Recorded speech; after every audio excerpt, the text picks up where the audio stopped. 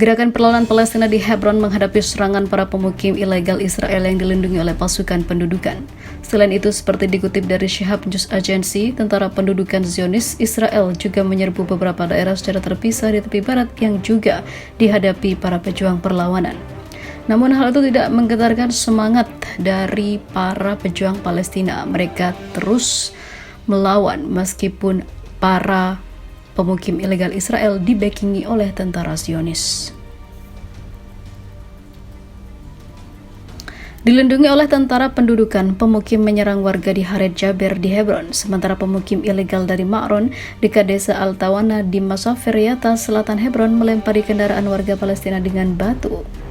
Sementara itu, para pejuang perlawanan menargetkan pasukan pendudukan di dekat pos pemeriksaan militer di CO di Jericho sebelum mereka mundur dengan selamat.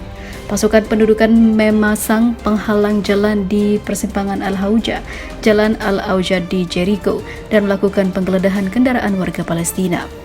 Hal itu menciptakan eskalasi tinggi sehingga bentrokan pun pecah. Di Tulkarem, pejuang perlawanan menargetkan pos pemeriksaan Al-Taibeh di selatan kota. Pasukan pendudukan juga menutup jalan yang menghubungkan Yerusalem dan Ramallah dari kedua arah, bertepatan dengan penembakan oleh tentara pendudukan di daerah Oyon Al-Haramiyah sebelah utara Ramallah. Di wilayah lain, pasukan pendudukan menyerbu Bet Dajan sebelah timur Nablus, sementara mereka menangkap dua pemuda di dekat pintu masuk kota Beita di selatan kota. Salah satunya adalah Muhammad Jaradat dari kota Anata Utara, Yerusalem, yang diduduki di salah satu gerbang Masjid Al-Aqsa.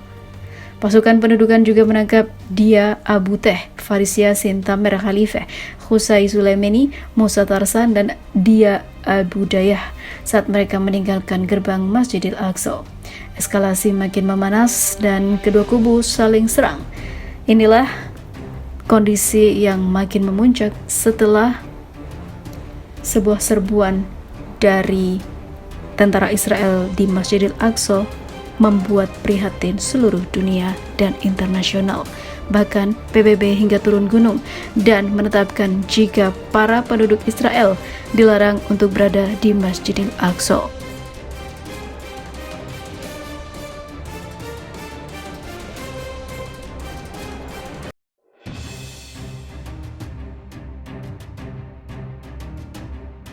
Pasukan Sarang Singa atau disebut Arin Al-Aswad di Nablus, Palestina mengumumkan pada hari Minggu 9 April 2023 telah menembak mati Zuhair Khalil, seorang agen informan Israel yang membantu dalam pembunuhan 5 pejuang Palestina termasuk pendiri pasukan Sarang Singa Mohammed Al-Azeh. Dalam video yang berdurasi 5 menit menyebar melalui media sosial, menunjukkan Zuhair Khalil memberikan pengakuan tentang keterlibatannya dalam bekerja untuk intelijen Israel. Zuhair mengungkapkan bahwa dia mengumpulkan informasi yang membantu dalam pembunuhan para syuhada Muhammad Al-Azeh, Abdul Rahman Sabah, Adam Baruk Al-Sisani, Muhammad Dakil, dan juga Ashraf Al-Mabaslat. Demikian dilaporkan media Al-Arabi. Dalam sebuah pernyataan, pasukan Sarang Singa mengatakan pihaknya akan menjelaskan segala sesuatu yang diperlukan kepada masyarakat setelah prosedur keamanan tertentu selesai dilakukan. Untuk setiap pengkhianat yang menjual agamanya, hatinya, kehormatannya, dan negaranya, rahasia Anda telah terungkap dan keburukan Anda telah terbuka. Kami mengawasi Anda di mana saja dan tidak ada yang dapat melindungi Anda, katanya.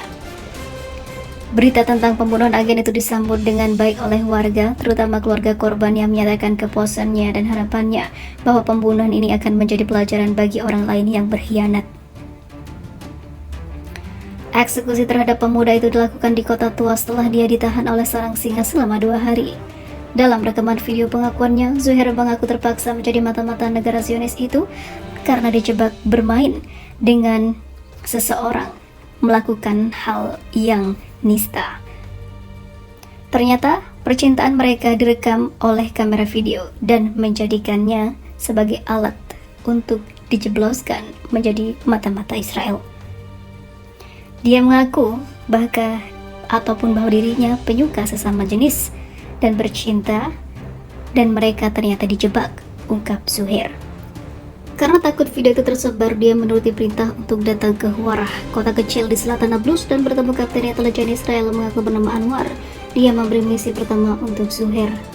Setiba di rumah, sesuai perintah Zuhair kemudian menelpon Anwar. Dia lalu diberi tugas mengugat sejumlah anggota senior Sarang Singa dari jarak dekat. Dia lantas mengikuti target selama beberapa kali. Terakhir sasaran berada di sebuah masjid.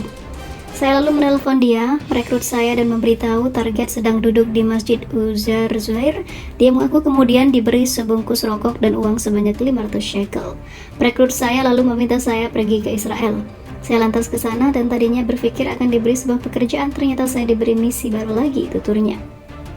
Setelah kejadian itu, polisi meningkatkan keamanan di area tersebut dan bentrokan terjadi antara mereka dan warga yang berkumpul di kota Tua Nablus yang menentang pemerintah. Pasukan Arin Al-Aswad adalah kelompok pejuang Palestina yang dikenal karena aktivitas mereka melawan pendudukan Israel di tepi barat.